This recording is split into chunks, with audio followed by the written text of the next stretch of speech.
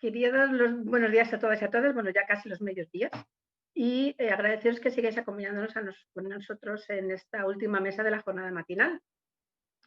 Una mesa súper interesante que va a abordar la temática de los derechos humanos y la construcción de paz.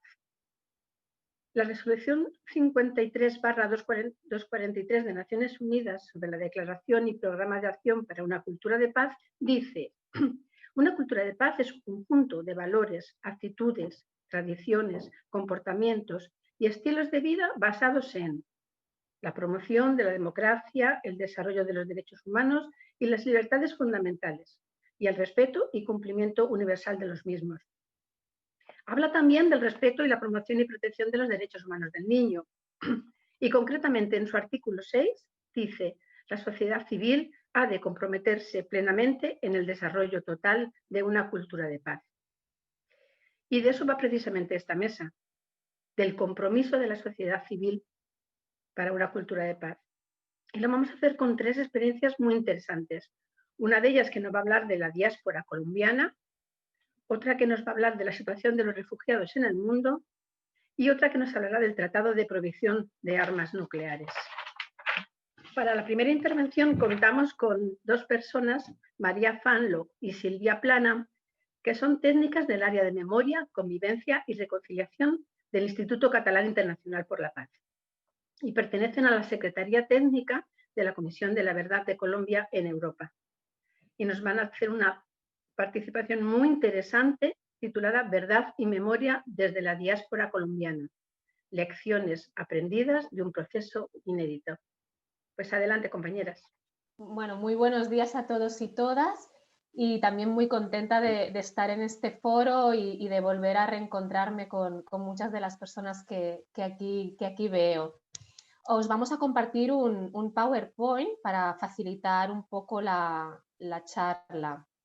Pues desde el ICIP nos gustaría presentaros algunos aprendizajes o elementos de análisis, ¿no?, de nuestro trabajo como Secretaría Técnica de la Comisión de la Verdad de Colombia en Europa.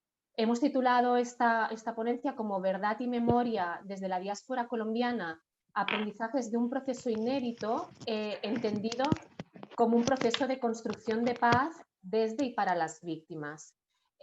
Antes de empezar a abordar algunos elementos que creemos que pueden ser de interés, ¿no?, para todos vosotros, sí que nos gustaría contextualizar un poco dónde estamos, ¿no?, y en el marco en el que se realiza esta experiencia. Bien, recordar simplemente que es en el año 2016 que se firma el acuerdo de paz entre el gobierno de Colombia y la guerrilla de las FARC, y es fruto de este acuerdo que se crea este complejo sistema integral de verdad, justicia, reparación y garantías de no repetición. Y bien, la Comisión para el Esclarecimiento de la Verdad, la Convivencia y la No Repetición es precisamente una de estas herramientas que se dota el sistema integral, ¿no?, en el marco de la justicia transicional. La Comisión de la Verdad tiene un mandato de 3 años, por tanto es un mandato bien corto y que nos va a condicionar luego a la hora de abordar los otros elementos. Empieza su funcionamiento en noviembre del 2018, con lo cual ahora mismo nos encontramos con que ya llevamos 2 años, ¿no?, de andadura de esta comisión. Dentro del mandato de la comisión es muy importante un punto que es precisamente el trabajo que la comisión debe llevar a cabo con la diáspora colombiana en el exterior. Por tanto, este grado de implicación y participación de la diáspora también es un hecho inédito y sin precedentes en estos contextos de justicia transicional y más concretamente del trabajo de las comisiones de la verdad.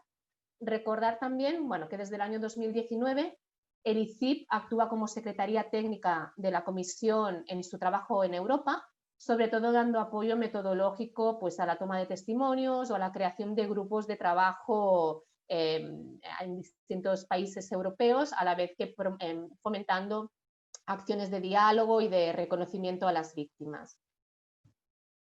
Hay 3 puntos que también nos gustaría destacar, y es precisamente que tener en cuenta que estamos hablando de un escenario de justicia transicional, pero con persistencia del conflicto armado en Colombia, ¿no?, con la presencia aún de una guerrilla y con grupos paramilitares que también actúan de manera violenta en el territorio. un segundo factor que ha aparecido, ¿no?, en nuestras vidas, que es la aparición de la pandemia mundial, que por supuesto que también ha afectado a este proceso, teniendo en cuenta los tiempos de la Comisión de la Verdad, ¿no? En 2 años que llevamos de proceso de la Comisión, seguramente uno entero estará afectado por el tema de la pandemia y luego veremos cómo. Y también un tema a destacar, que es la trayectoria previa de la diáspora colombiana ya en distintos países, que ha ayudado o ha facilitado el trabajo de esta comisión. Bien, pues uno de los elementos centrales de este proceso que nos gustaría compartir es precisamente la importancia del proceso en sí mismo. Este ha sido central en el trabajo con las víctimas en Europa, ¿no? Y entendemos que debe ser visto como un objetivo, ¿no?, en sí mismo. La centralidad de las víctimas y su participación activa en todo el mandato de la Comisión hace que el proceso en sí pueda significar un acto sanador y de cierre de las heridas para las víctimas que participan, ¿no?, y a su vez un acto de reconocimiento. Por tanto, para las personas que hemos estado involucradas en todo este proyecto, en todo este proceso, pues cuidar del proceso y fortalecerlo, ¿no?, ha sido esencial en todo momento y lo sigue siendo a día de hoy. El reto de los tiempos también lo queremos volver a destacar aquí. Vuelvo a repetir que el mandato de la Comisión es muy corto, por tanto nos encontramos ante una situación en la que se intentaba crear un proceso participativo a la vez que la Comisión debía empezar a andar, ¿no?, y de manera bien rápida. A su vez, debido al contexto que explicaba anteriormente, bueno, nos hemos tenido que ir reinventando, ¿no?, a medida que ha ido pasando un poco el tiempo, reinvención de espacios y también de la relación entre distintos actores. En segundo lugar, un tema también que nos parece muy interesante de toda esta experiencia es precisamente la participación activa y articulada entre diversos actores. Una de las concepciones metodológicas centrales de este trabajo fue crear espacios de participación, ¿no? Entonces, para ello, desde el inicio y sobre todo desde la Secretaría Técnica del ICTIP, se hizo una llamada en distintos países europeos para la participación, pues, de diferentes actores, ¿no?, y que grupos de diferentes grupos de víctimas y víctimas no organizadas pudieran formar parte de estos espacios. También se tuvieron en cuenta organizaciones locales que habían dado apoyo a Colombia en temas de derechos humanos, de construcción de paz, a la academia también, personas del mundo del arte. Y la concepción de esta estructura organizativa respondía sobre todo al objetivo de intentar articular distintos saberes, distintas experiencias desde distintos campos para poder unir esfuerzos, ¿no?, en el apoyo a los objetivos de la Comisión. A día de hoy os podemos contar que en Europa se han creado 15 nodos o grupos de apoyo, ¿no?, a la Comisión, articulados, pues, desde la Secretaría Técnica del ICIP y también con la interlocución directa, ¿no?, con la macro internacional de la Comisión en Bogotá. Evidentemente estos nodos no son homogéneos, dependen cada país, ¿no?, sus dinámicas son distintas, también dependiendo de las trayectorias de las personas que forman parte. Bueno, en la misma línea también creemos que es importante destacar que estos nodos se pensaron como espacios seguros de encuentro y de participación para las víctimas. Por tanto, tenían que ser incluyentes, dejando de lado partidismos políticos, activismos, etc. O sea, eran espacios, ¿no?, de convergencia entre distintas personas. A medida que estos nodos, ¿no?, o grupos de trabajo se han ido consolidando en el tiempo, pues se han creado otros niveles de participación, o se ha visto la necesidad de crear otros niveles, ¿no?, como son los grupos internodales a nivel europeo. A día de hoy, pues, se han creado grupos de temas de género, psicosocial, de segundas y terceras generaciones, y uno muy reciente sobre que forman parte familiares, ¿no?, de personas víctimas de desaparición forzada. Como veis, estos grupos internodales responden más a ejes temáticos. Ahora, pues explicamos el punto 3, doy la palabra a mi compañera Silvia. Muchas gracias, María, y gracias a todas por el espacio. Yo voy a intentar centrarme un poquito más en algunos retos y lecciones aprendidas que hemos identificado en estos 2 años, siendo que el próximo año lo vamos a destinar a hacer una sistematización rigurosa de todo lo que ha sido el proceso. Entonces, estas son algunas de las cosas que ya vamos identificando por el momento. Y el primer reto, que ha sido una constante y una transversal a lo largo de todo este tiempo, ha sido la creación de confianza, y la creación de confianza en distintos niveles. En un primer nivel, con la propia Comisión de la Verdad y con el ISIP como secretaría técnica. En un segundo nivel, estamos hablando de la confianza entre las mismas personas activas en el proceso, que, como os decía María, en muchas ocasiones vienen de trayectorias personales y políticas diferentes. Y en un tercer lugar, es importante hacer mención a la confianza de las víctimas en el propio proceso, especialmente en un contexto de alta desconfianza hacia las instituciones estatales colombianas, ya sea en su mayoría por experiencias previas dificultosas, como por ejemplo con Cancillería o con la unidad de víctimas. Durante todo este tiempo, entonces, ha sido un reto poder llegar a las víctimas para que accedan a dar su testimonio a la comisión, y esto se ha conseguido, digamos, pues subsanar o se le ha hecho frente con varias experiencias exitosas, y nos gustaría destacar puntualmente la importancia del ejercicio y los talleres psicosociales. ¿Sí? Esta perspectiva del acompañamiento y del acercamiento psicosocial con las víctimas y la diáspora colombiana en los diferentes países ha incluido metodologías alternativas como pueden ser la gastronomía, la música, el arte, la literatura, el teatro, múltiples, que han permitido conectar con las víctimas desde un lugar diferente, ¿sí? desde las emociones, lo que contribuye a su vez con un proceso de sanación individual e incluso podríamos decir que colectiva, y contribuye a fortalecer y a generar estos lazos de confianza y de compromiso con el propio proceso.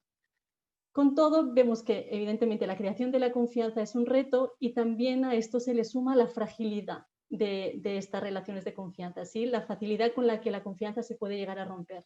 El próximo año vamos a profundizar más en esto, pero sí vamos identificando que se debe a diversos factores que surgen a lo largo del proceso, como pueden ser la generación de expectativas que no se cumplen, o por ejemplo la necesidad de interlocución o de tener respuestas inmediatas, y son respuestas que no se dan con los tiempos, ¿no? El tema de los tiempos nuevamente. Otra de las cuestiones que os queríamos comentar tiene que ver con uno de los objetivos principales de la comisión, que es la toma de testimonios a todas las víctimas que quieran contribuir al esclarecimiento de los hechos. ¿Sí? El plazo de la recogida de testimonios ha terminado este mes de noviembre de 2020, a un año del fin del mandato de la comisión, y nos parece importante compartir con vosotros una de las concepciones metodológicas del principio de este proceso, que retoma la importancia de la centralidad de las víctimas y de la diáspora como unos sujetos activos en todo este proceso, por lo que se apostó para formar a personas voluntarias para que fueran ellas las responsables de tomar los testimonios. En total se formaron a unas 90 personas en Europa para que ejercieran como entrevistadoras, y es destacable que muchas de estas personas entrevistadoras son a su vez víctimas. En ocasiones vemos que se encuentran en una situación de precariedad o incluso con necesidades de protección internacional, para lo que ha sido clave todo un proceso de acompañamiento psicosocial, antes, durante y después de las entrevistas, no solo para las personas que dan su testimonio, sino también para estas personas entrevistadoras. Y a falta del último compilado de las entrevistas, ya tenemos algunos hitos destacados, como pueden ser que se han recogido más de 1.200 testimonios en el exilio, más de 500 en Europa y muchos de ellos en España. Entonces esperamos también próximamente tener estos datos consolidados. Otro elemento clave que ha sido un reto transversal desde el principio, pero sobre todo al principio del proceso, ha sido la dificultad para acceder a recursos económicos. Que esto se ha traducido principalmente pues, en un trabajo voluntario de las personas que, como decíamos, ya en muchas ocasiones están en situaciones de precariedad, y también con la falta de medios para poder llevar a cabo estas acciones que son importantes para contribuir al trabajo de la comisión. Y eso pueden ser como la realización de encuentros o el desplazamiento de las víctimas para que puedan asistir a estos, o no sé, incluso poder generar materiales comunicativos, etcétera. Y en este punto identificamos que la cooperación internacional europea tiene la mirada puesta principalmente en los países en conflicto o en posconflicto, pero no tanto en las acciones que se desarrollan en sus propios países por parte de las víctimas que viven ahí. En esta línea, la aprobación de varios proyectos en Europa por parte de donantes europeos implicó un fortalecimiento enorme de este proceso y también del impacto que se logró. Y por lo tanto nos parece muy importante lanzar el mensaje de en procesos de cooperación internacional es necesario priorizar y poner la mirada también en las víctimas en el exterior y en las diásporas en sus procesos de construcción de paz y memoria, porque la participación en los procesos de justicia transicional también se da desde los países europeos. Y ya por último, otro de estos factores que nos ha venido acompañando todo el tiempo ha sido la invisibilidad de la diáspora colombiana y de las víctimas en el exterior. Y esto es algo que se da tanto en Europa como en Colombia, y tiene que ver con que no se conocen los motivos por los cuales las personas colombianas tuvieron que salir del país en razón del conflicto armado. Hay una falta de unas cifras reales por un alto subregistro de las personas que solicitan y que obtienen el refugio en diferentes países. También hay falta de información de cuáles son los impactos que este exilio ha tenido en las víctimas, o incluso de cuáles son los procesos de resistencia y de resiliencia que se han ido desarrollando. Entonces, frente a esta invisibilidad, la macro internacional de la Comisión de la Verdad, el ICIP en su rol de secretaría técnica, y estos nodos o grupos de apoyo a la Comisión en los diferentes países han hecho mucho esfuerzo para poder revertir este desconocimiento y dar públicamente voz y mostrar el rostro del exilio colombiano para poder reconocer también las historias de vida de todas esas personas que tuvieron que abandonar el país. Es un trabajo que vamos a fortalecer de cara al próximo año, pero que ahora nos gustaría tomarnos 2 minutos para enseñaros un vídeo que se hizo desde el Nodo Cataluña para hacer un reconocimiento a las personas que dieron su testimonio a la comisión. Entonces, tarda 3 minutos. ¿Y en dónde? ¿Sí? Cataluña. Sí, ya, perfecto.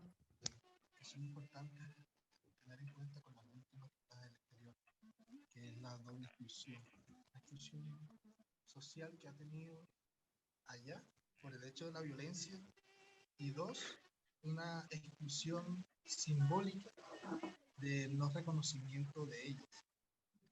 Recordar los episodios que me llevaron a mí a salir del país. Es un momento un poco triste porque uno, cuando decide salir del país, no piensa en todo lo que deja atrás. El testimonio de la gente que estamos fuera de Colombia es fundamental para poder hacer una imagen completa de todo lo que pasa en Colombia. ¿Y cómo fue tu testimonio? De seguido, en un espacio abierto, con mucha gente, pero con mucha fraternidad, digamos, lejos, pero muy cerca a un contexto. Es muy liberador dar un testimonio de algo que ha marcado la vida de uno de una manera. Es como un antes y un después, ¿no? El antes, lo que sucedió allí, el después, lo que he vivido en todos estos 20 años. Después de que estas 3 personas me escucharon, yo sentí que la carga no era mía sola, definitivamente me entendieron. Para mí fue como una reconciliación con el pasado.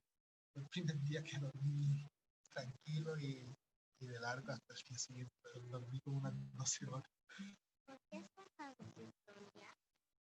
Para terminar de cerrar las heridas que yo creo que con el silencio nunca se terminan de sanar. Quisiera que sirviera para que no haya más personas. Me sentí halagada de pensar que iba a quedar como una parte de toda esta historia de conflicto en Colombia. ¿Qué vamos a hacer con esta historia? Tu lluvia me abraza, transforma y libera y arrulla. Tu lluvia pesa, asusta, golpea, tu guerra también. Tu tierra nos teje leyendas de duendes, de brujas y espantos, de rezos. Somos importantes para la canción. Necesitamos la verdad. Y esto es parte de esa verdad que queremos contarle al mundo. Todo esto sirve mucho. Cambia la vida. Una canción que cruza el mar entero hasta ti. Muchas gracias, María. Muchas gracias, Silvia, por vuestra participación. Qué interesante lo del acompañamiento psicosocial en el proceso de cierre y sanación de las heridas del conflicto. Muchísimas gracias por el trabajo que estáis haciendo desde el ICIP. Nuestro segundo ponente de hoy, Martín Rodríguez Rojo. le comenté a las personas que iban a participar en la mesa, por favor, pasadme unas notas personales donde yo pueda dar una característica de vuestro trabajo, de qué es lo que hacéis. Y Martín no lo hizo. Entonces dije, bueno, pues lo busco en internet. Y dije, ya sé por qué no lo hizo, necesita 2 o 3 folios. Pues claro, debido a su dilatada experiencia laboral y su gran experiencia de vida, entiendo que sea difícil destacar solo una cosa de Martín. Entonces me dije, pues no voy a ir a sus características y su currículum profesional, sino aquel aspecto humano que más significa para mí. Para mí, ¿qué es Martín? Puse a buscar sinónimos, qué difícil, es difícil decir qué es Martín para mí. Martín es fortaleza. Fortaleza, me gusta el término fortaleza. Lo busqué en la RAE y la fortaleza significaba fuerza y vigor, pero también significa recinto fortificado, como un castillo. Y dije, eso es para mí, Martín. Es mi castillo, es mi fortaleza y es mi refugio. Y sobre refugio viene a hablarnos Martín hoy. Viene a hablarnos sobre los refugiados en las islas del Egeo y las consecuencias que está teniendo el coronavirus en sus existencias. Adelante, Martín. Vale, pues oye, muchas gracias en primer lugar a todos los que me habéis invitado a participar en esta sesión. He visto muchas caras conocidas y quiero resaltarlas. En primer lugar, un saludo a Emanuel de Portugal, que la he visto por ahí acurrucada, a Amelia, a Paco Cascón, que me ha mandado un chat y también le he respondido. De modo que gracias a todos, me alegro veros a todos, es una satisfacción estar junto a vosotros y vamos a pasar ya directamente al cometido. Quiero decir lo que voy a decir, es decir, hablar del mar Egeo como un tanatorio con virus, que ese es el título que he enviado a la organización. Quiero hablar de este punto en 5 puntos. 1, más violencia tras un siglo de indómita violencia. 2, el escenario. 3, procedencia. 4, cómo viven estos refugiados en ese lugar del mar Egeo, islas del mar Egeo. 5, cómo incide el coronavirus en esta situación. Y 6, ¿qué hacer? Primero, más violencia tras un siglo de indómita violencia. Efectivamente, creo que ese tema se circunscribe o se categoriza o se ubica en la categoría de violencia. Es terrible la violencia que ha existido en el siglo XX y el siglo XXI lo está continuando. Y el fenómeno de los refugiados, del refugio, es un efecto, un resultado de esa violencia. No hemos terminado con la violencia. Hace falta educación para la paz. Es necesario, hay paz. Es necesaria, hay paz. Tenemos que seguir trabajando para eliminar la violencia física de la guerra, la violencia estructural y la violencia cultural tríada que se da precisamente en esta situación del mar Egeo. Hace poco ha publicado Julián Casanova un libro que se titula precisamente así, Una violencia indómita, el siglo XX europeo. Pues yo creo que continuación de esa violencia es la violencia del mundo de los refugiados. Fijaros lo que dice Julián. El siglo XX, caracterizado por una violencia indómita, como es calificada en este libro, desde el terrorismo anarquista hasta las guerras de secesión en Yugoslavia, la historia del siglo XX europeo discurre dejando un reguero de sangre y de sufrimientos que sirven de preludio a la agonía cotidiana de inmensas masas de personas que vagabundean por el mundo desplazadas de sus domicilios. La violencia colonial y sexual, la limpieza étnica, el genocidio, fueron atrocidades que marcaron la centuria precedente, causadas por la ideología de la raza y de la nación, de la guerra en su mayor esplendor y de las correspondientes crisis de ellas derivadas, de narrativas totalizadoras y de revoluciones fría y rigurosamente racionalistas sin el acompañamiento del corazón. Seguramente que aquellos polvos vuelven a repetirse ahora como causa provocadora de la mayor oleada de refugiados acontecida después de la Segunda Guerra Mundial. 250 millones de personas fuera de su país, cerca de 80 millones de desplazados y de ellos 30 de refugiados. Solamente en la isla o en las islas del Egeo, 42.000 personas abandonadas. Ese es el panorama y la situación o la causa o la categoría donde se encuentra este fenómeno de los refugiados. Segundo punto, el escenario. Qué curioso, el escenario del que voy a hablar, fundamentalmente, no solamente existe este, pero hay muchos más, pero en fin, me circunscribo al escenario de las islas del Egeo. Digo que curiosamente esas islas del Egeo fueron islas en sus tiempos, pues donde nació gran parte de los valores que hoy día quieren retratar a Europa, los valores de la solidaridad. Precisamente en esas islas se ha vivido un famoso personaje que ha tenido el Premio Nobel de Literatura, Odiseas Elitis se llama, Premio de Literatura, Premio Nobel de Literatura, que vivió en Lesbos. De ahí procede la poetisa Sago y de ahí procede el historiador Teófanes, etcétera. O sea, ha habido personajes ilustres en esta isla de Lesbos. Juntamente con Lesbos está la isla de Samos, con 33.000 habitantes, cerca de Asia Menor, todas ellas, juntamente con Quíos, con Leros, con Kos. Lesbos tiene 85.410 habitantes, capital Mitilene, que tiene 30.000 habitantes. Pues bien, en esta circunscripción es donde se dan la tragedia de esos 42.000 personas que han procedido de otros lugares. Y me meto ya en el tercer punto. ¿De dónde proceden? Claro, hablar de procedencia de los refugiados es hablar de los lugares que están o han estado en guerra, de los cuales países han procedido y proceden la mayoría de las personas que ahora están en estas islas.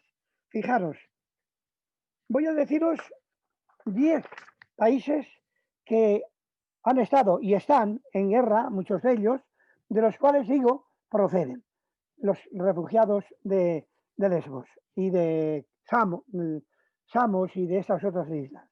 Fijaros, Siria, que tiene 22 millones de habitantes, de ellos 12 han sido expulsados de sus hogares. La mitad de esos 12 están fuera de sus hogares, pero dentro de Siria. Y la otra mitad, otros 6 millones, por tanto, han salido o han tenido que salir fuera de su país. La guerra empezó en el 2011.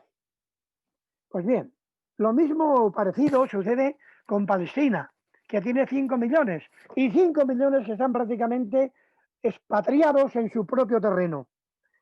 Empezó la guerra en el 1948, al terminar la Primera Guerra Mundial, la Segunda Guerra Mundial. Yemen, con 28 millones, 3,6 millones han sido expulsados de una guerra que empezó en el 2414. De Afganistán, con 37 millones, han sido expulsados 3,5 millones de una guerra o por una guerra que empezó en el 2001 y continuó contra Estados Unidos en el 2015. De Irak, con 38 millones, han sido expulsados más de 2 millones de una guerra contra Estados Unidos que empezó en el 2003 y que después continuó como consecuencia precisamente de esa guerra contra Estados Unidos en el 2014. Continuó como guerra civil. Y así podríamos decir del Sudán, otros países ya no asiáticos, del Congo, de Birmania, de Somalia, de Ucrania, de Eritrea. Es decir, ¿de dónde proceden? Proceden de países en guerra. ¿De dónde procede el mundo de los refugiados? De la violencia física de la guerra. Cuarto punto, ¿cómo están? ¿Cómo viven? Pues fijaros, solamente os voy a decir algún detalle. La pregunta podría ser respondida, ¿cómo viven? Como les dejan vivir. O dicho de otra manera, la calidad de vida depende de la calidad de la acogida. La acogida es mala, francamente mala. Es un recibimiento no deseado, con pocas facilidades, con muchas dificultades. Se les acepta a regañadientes, se desea que vayan a otra parte, se teme que contagien, según algunos dicen que nos robarían los puestos de trabajo, se les vigila, la policía está avisada, su deambular por la ciudad, solo cuando se les permite, es un caminar vigilado. A veces se les apunta con el dedo, se les rechaza, se les señala, se les compadece o se les detesta. Todos estos sentimientos se cruzan por las mentes de quienes miran a los refugiados como algo raro, algo especial, algo que no hace juego con el común denominador de los endógenos. ¿Quién de nosotros viviría a gusto teniéndose que mover en un ambiente así? ¿Quién es capaz de vivir satisfecho si ha de soportar el dedo indicativo, el ojo siempre encima del vecino o viandante que te considera como un bicho raro, distinto, segregado? Ciertamente sé que también hay personas generosas. Ayer precisamente en el periódico venía una noticia que decía que 8 vecinos de los 325 habitantes de Orzola, en Lanzarote, se habían lanzado a la mar, al agua, para salvar a unos 30 migrantes con la simple ayuda de la luz de sus móviles. Podéis leerlo en el periódico de ayer en El País. Pues bien, ¿cómo están? ¿Cómo viven? Fijaros, el 72% de los refugiados en Grecia han huido desde Afganistán. Han pasado por Irán y por Turquía en una larga y cara travesía. Mientras la mayoría duerme en tiendas de campaña o chabolas improvisadas extendidas en campos de olivos, algunos, sobre todo los recién llegados, duermen a la intemperie en noches invernales que han alcanzado los 2 grados bajo cero. Estas tiendas han sido pensadas oficialmente para albergar a 6.200 personas. Sin embargo, en las 5 islas del mar Egeo se concentran hoy cerca de 42.000 solicitantes de asilo y según ACNUR, en Grecia hay un total de 112.300 refugiados entre los 11 millones de griegos. La mitad de los niños y niñas refugiadas en el mundo no están escolarizadas. Según los datos de ACNUR del 2019, que se basan en estadísticas de 12 países que acogen a más de la mitad de los niños refugiados en el mundo, aunque la tasa de escolarización en primaria asciende al 77%, solo el 31% de los jóvenes está matriculado en secundaria, tan solo el 3% en enseñanza superior. La COVID-19 puede malograr aún estos datos.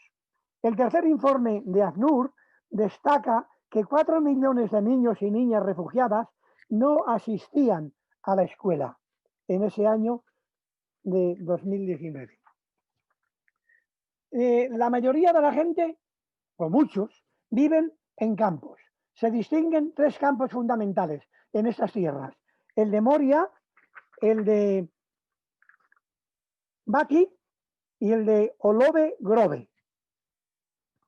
Fijaros algunos datos sobre la manera de vivir en Moria.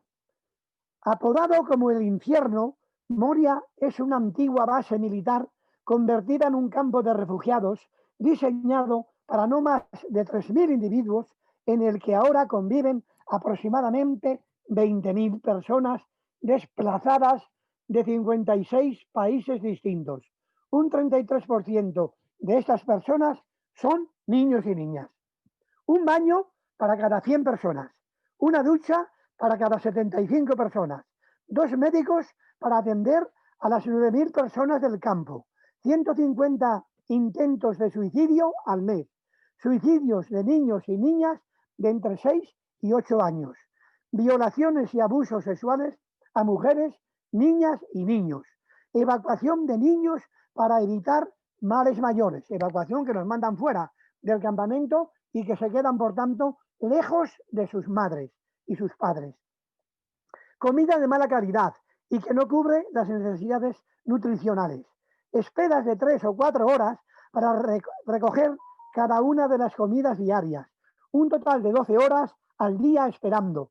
La espera es al aire libre. Para recoger el desayuno empiezan a hacer fila a las 4 de la mañana. La entrada al campo para personas voluntarias como las que hablan, dice una militante de una ONG, está prohibida. Es necesario solicitar un permiso para poder entrar y es difícil conseguir que te lo acepten. Si lo consigues, una vez dentro, grabar o tomar fotos está prohibido. Si la policía te ve grabando, se queda con la cámara o la destruye. Moria es un paradigma del sistema de maltrato y humillación que la UE ha implantado en sus campos de refugiados en los países del sur. Y así podríamos decir del país de Bati, que está en Samos, y el de Olive Grove, que está también junto a Moria. Fijaros, en Olive Grove, los apenas 16 metros cuadrados de una tienda de campaña se comparten entre 4 familias. De modo que esta es la manera en que viven y están los refugiados en estas islas. Quinto punto, coronavirus. El coronavirus afecta de manera especial y desigual a muchas personas, entre los cuales se encuentran los más vulnerables. Entre los más vulnerables se encuentran las personas refugiadas. El coronavirus hace más difícil el trabajo de las ONG, entre ellos. El coronavirus, según la ION, desde enero de 2019 hasta octubre del mismo año, murieron más de 1.000 personas por coronavirus a causa de la debilidad y deficiencia de las embarcaciones donde venían. A causa del coronavirus, 15.000 personas han sido obligadas a regresar a Etiopía desde países como Sudán, Djibouti o Arabia Saudí. En Venezuela han huido más de 5 millones y ahora regresan por miedo al contagio o por falta de trabajo. La pandemia ha motivado... Perdona, Martín, tienes que ir terminando. Vale. Pues bien, el coronavirus queda descrito de alguna manera. Y termino con el sexto punto, que es ¿qué hacer? Pues fijaros, yo me atrevo a decir algunas sugerencias, algunos puntos, algunos pasos por donde debería de pasar la respuesta a este mundo de los refugiados. En primer lugar, y a largo plazo, la solución está en evitar a los refugiados. Es decir, que no vengan. Ojalá no venga ningún refugiado. Quiero decir, ojalá el desarrollo esté tan bien plantado en cada uno de esos países de donde vienen que no tengan necesidad de venir. Porque vienen obligados por el hambre, obligados por la guerra, fundamentalmente. Los migrantes económicos por el hambre, los refugiados por la guerra. Pues bien, sin embargo, a corto plazo hay que hacer algo. Entonces, lo primero, los países fronterizos, los que están limitando con los países de donde proceden inmediatamente, como por ejemplo Grecia respecto a Turquía, pues creo que deben de recibirlos. ¿Y cómo tienen que recibirlos? Pues hay que construir algo, o bien campamentos dignos, o bien casas dignas, para que el tiempo que estén allí estén bien. Evidentemente, tienen que tener ayuda esos países de los países del mundo. y concretamente en nuestro caso europeo, pues de los países de Europa. En segundo lugar, esos que están allí tienen que ser recogidos posteriormente y distribuidos por todos los países de Europa. Y siguiendo a esta línea, tienen que ser insertados, a mi juicio, dentro de la política demográfica de cada uno de esos países europeos que lo reciben. ¿Qué significa política demográfica? Pues señores, en España y en muchos países europeos, el problema de la despoblación es un grave problema. No podríamos resolver o ayudar a resolver ese problema con la ayuda, con la aportación, con la venida, con la acogida de los refugiados. Nosotros en este trabajo que hemos hecho aquí en Valladolid desde el voluntariado y otros grupos, hemos publicado un libro donde se titula así, Valladolid y acogida de refugiados, para solucionar el problema de la despoblación, que buena falta nos hace. Y por fin, habría que crear una política migratoria que habría de promover una convivencia intercultural. Y hay que promoverla. Tiene que ser una política positiva, de ayuda a que los que están viviendo con nosotros convivan y nosotros también sepamos convivir con ellos. Porque la convivencia es un problema de a dos, es un problema de integración. No se integran dos personas si los dos no quieren. Tenemos que querer, nosotros acogemos y ellos también adaptarse a nuestra integración, a nuestra situación. Pues bien, pero para eso hay que promover una política que suscite y promueva esa política de integración. Y ahí me quedo, Susana.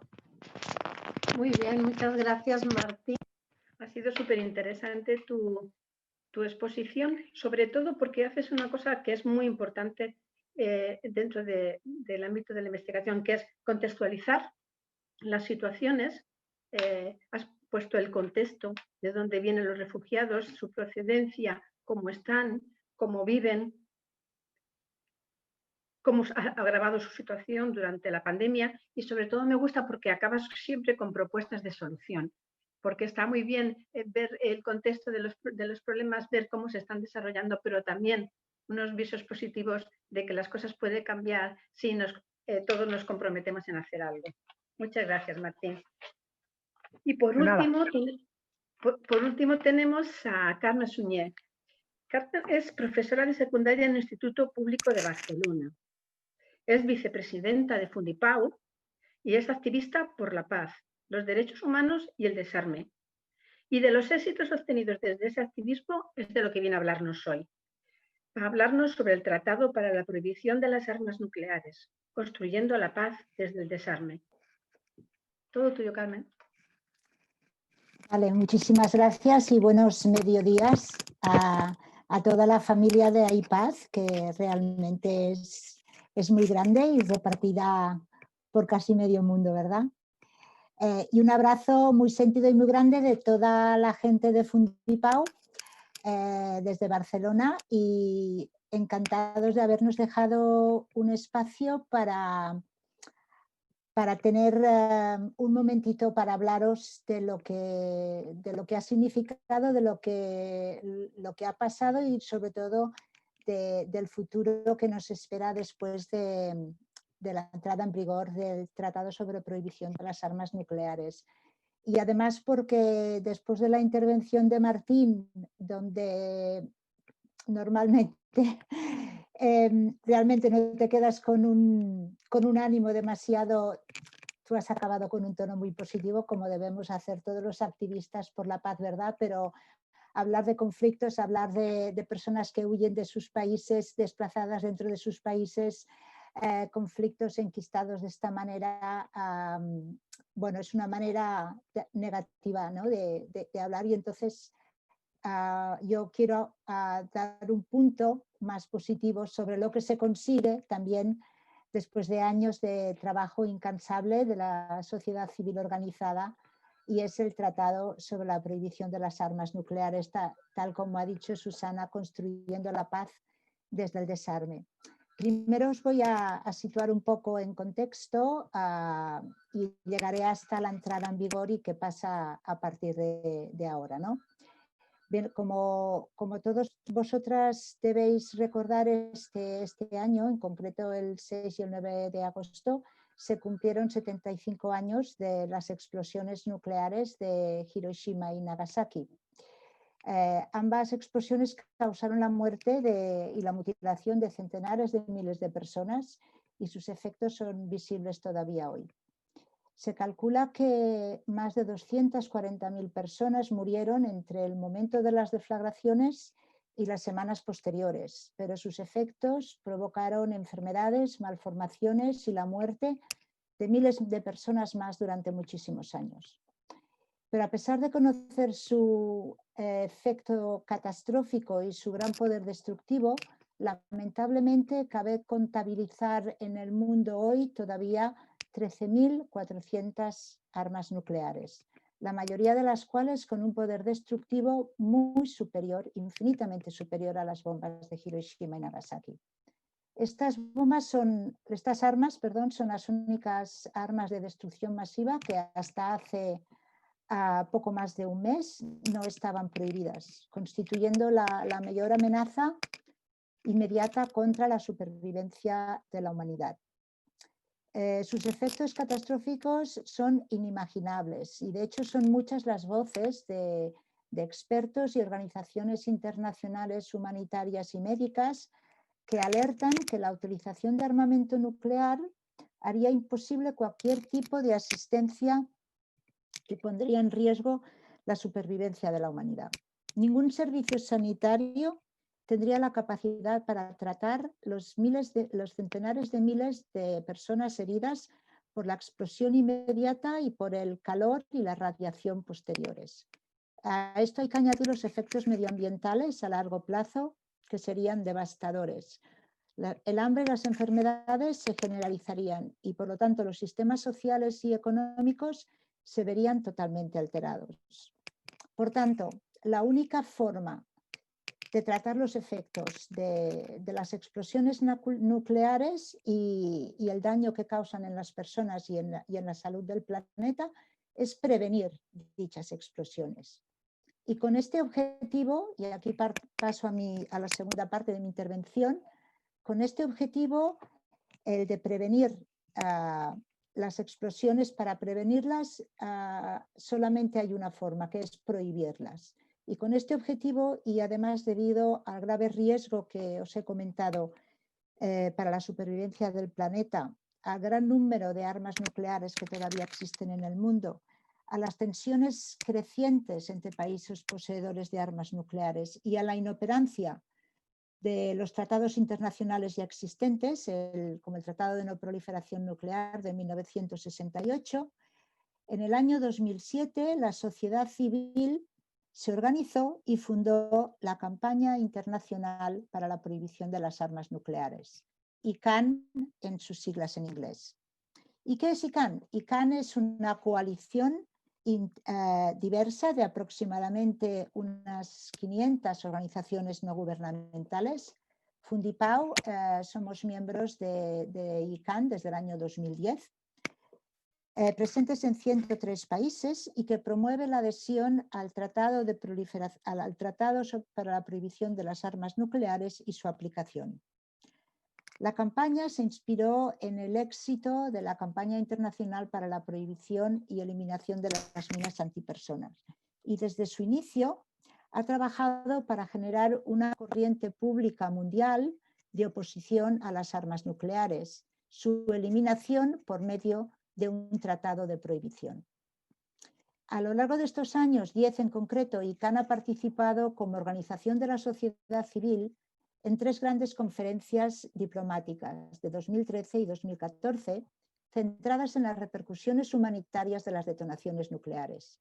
También en el año 2015, la campaña ayudó a obtener el respaldo de 127 países a un compromiso para condenar, prohibir y eliminar las armas nucleares. En el año 2016, la campaña consiguió convencer a la Asamblea General de Naciones Unidas para que aprobara una resolución para iniciar negociaciones al año siguiente con el fin de obtener un instrumento jurídicamente vinculante para prohibir las armas nucleares. Pues bien, a principios del año 2017 se iniciaron las negociaciones diplomáticas que pondrían punto y final a más de 2 décadas de paralización de los esfuerzos multilaterales para el desarme nuclear. El 7 de julio del mismo año se finalizó con éxito la negociación diplomática con la aprobación del Tratado sobre la Prohibición de las Armas Nucleares. 122 países lo firman el acuerdo histórico que supone el tratado. Posteriormente, el 20 de septiembre, se abrió a la firma de los Estados miembros de Naciones Unidas. 53 países lo firman inmediatamente. Cabe destacar aquí que para que el tratado entrara en vigor necesitaba la ratificación de 50 países. Pues bien, como debéis recordar, gracias al trabajo incansable durante una década de la campaña para forjar el Tratado sobre la Prohibición de las Armas Nucleares, la hizo merecedora del Premio Nobel de la Paz 2017. Este premio supuso un reconocimiento al esfuerzo incansable de decenas de miles de personas y activistas preocupados en todo el mundo que desde que empezó la era atómica no han dejado de hacer escuchar su voz para un mundo sin armas nucleares. Y también supone un tributo y un reconocimiento a todos los supervivientes de los bombardeos de Hiroshima y Nagasaki, los llamados Hibakusha, y a las víctimas de las pruebas y ensayos nucleares de todo el mundo. Y bien, la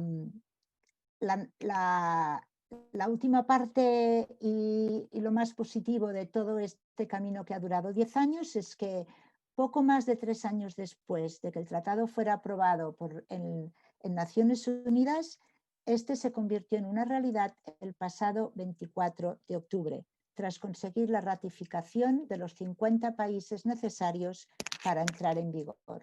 Así pues, dentro de 90 días, es decir, el 22 de enero, la entrada en vigor se hará efectiva, consolidando así la prohibición de las armas nucleares 75 años después de que fueran utilizadas por primera vez.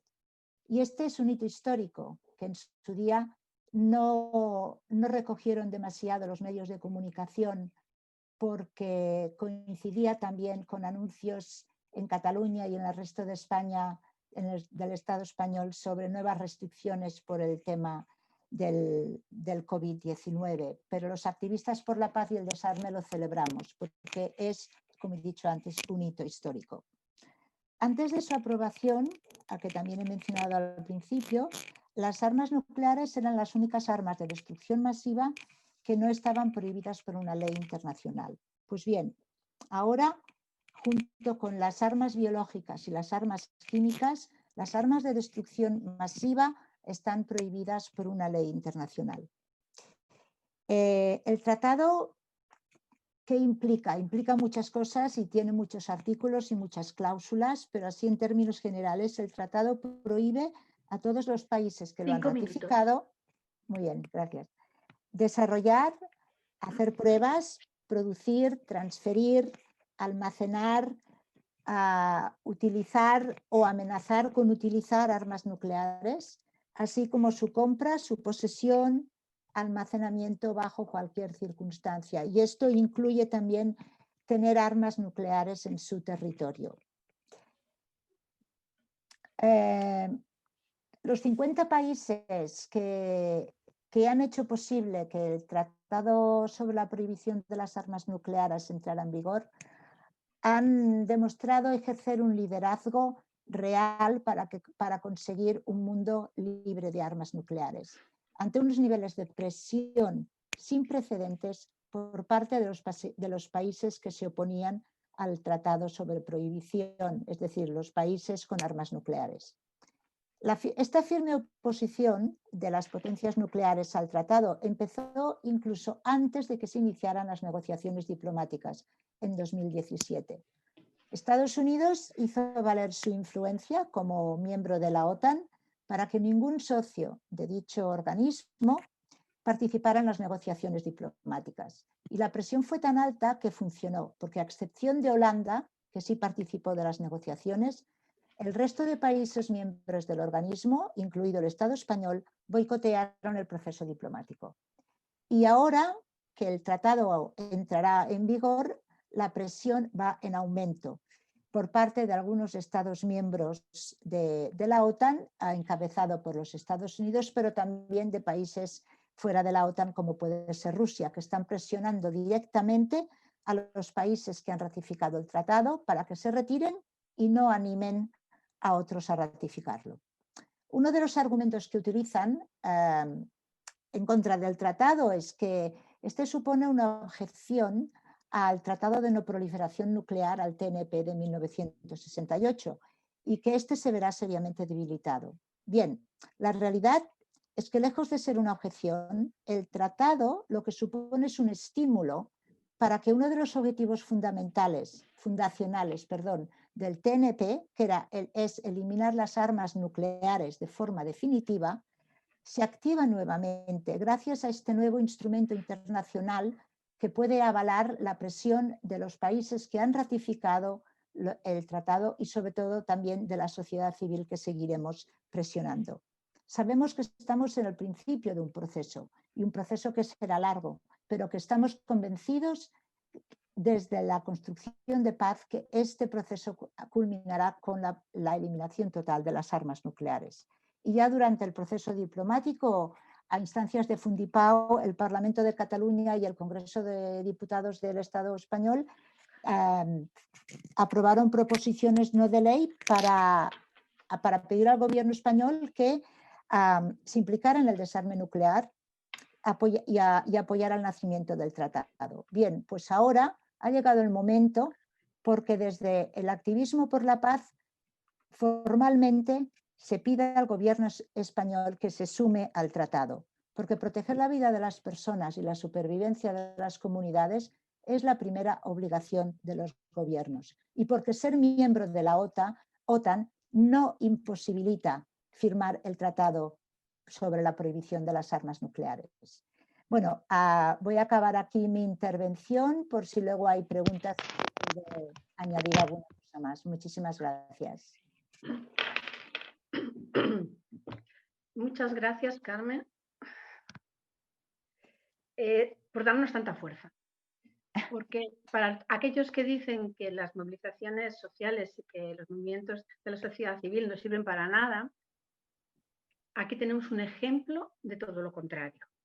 Un ejemplo de cómo la sociedad civil organizada, con más de 400 organizaciones en más de 100 países, han conseguido hitos muy importantes, como son el Tratado de la Prohibición de las Armas Nucleares y la consecución del Premio Nobel de la Paz.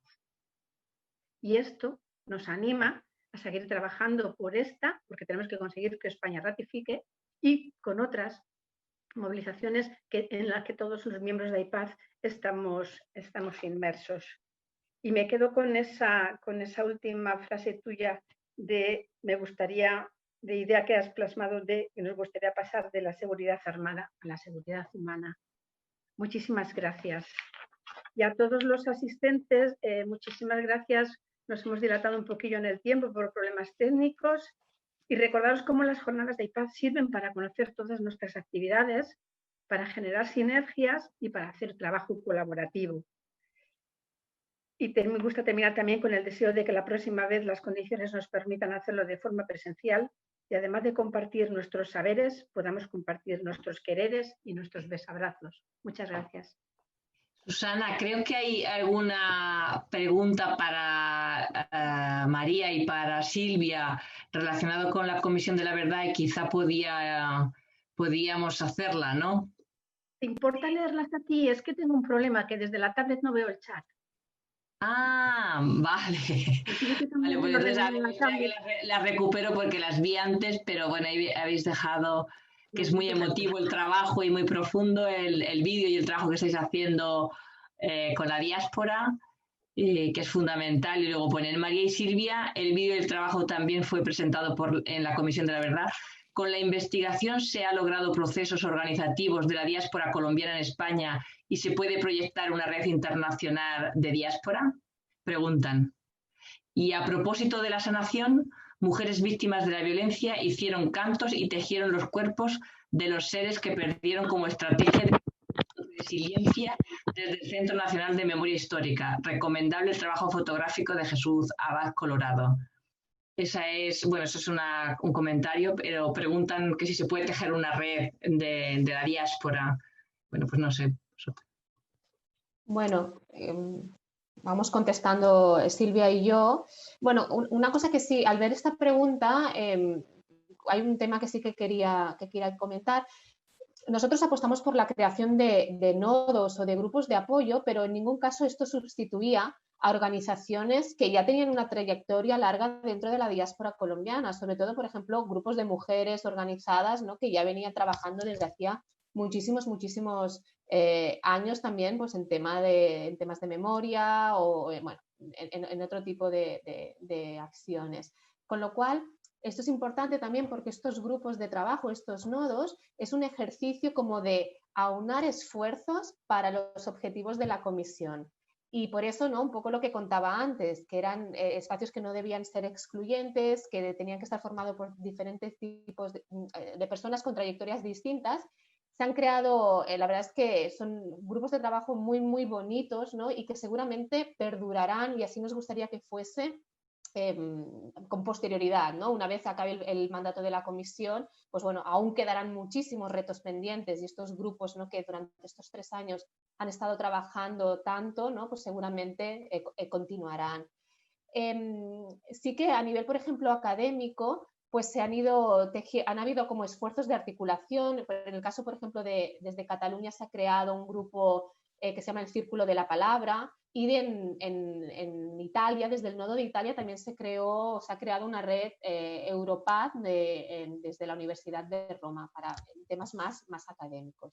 Entonces, bueno, luego otro tema que también me gustaría comentar, que es, bueno, que hablabais del tema sanador, pues sí, que todo este trabajo con víctimas sí que evidentemente nos refuerza la idea que el trabajo o el uso de metodologías alternativas, ¿no?, en estos procesos sanadores es esencial, es muy importante. Solamente como un detalle o un ejemplo, comentaros que en el vídeo que mostramos, la canción de la artista Marta Gómez, que es la canción de fondo, es una canción creada en talleres participativos con víctimas, ¿no? Entonces, bueno, es un ejemplo, un producto para que veáis qué tipos de acciones, ¿no?, con enfoque psicosocial se vienen realizando en todo este proceso. Silvia, si quieres complementar. No, bueno, lo has dicho bastante todo. Sí destacar esto, ¿no?, que realmente los espacios que se crearon se han creado en el marco de los objetivos y del mandato de la Comisión y que en ningún momento buscan sustituir los espacios existentes, sino complementarlos, ¿no? Y por eso sí se han tejido esas alianzas a nivel europeo en el tema académico que comentaba María, y que en cierta manera pues siempre tienen la conexión con la Comisión de la Verdad en Colombia, que en algunos casos van más allá, ¿no?, una red de diáspora a nivel internacional, siendo específicamente para el tema de los objetivos de la Comisión. Bueno, pues si no hay ninguna pregunta más, pues lo que podemos cerrar, ¿verdad, Ana?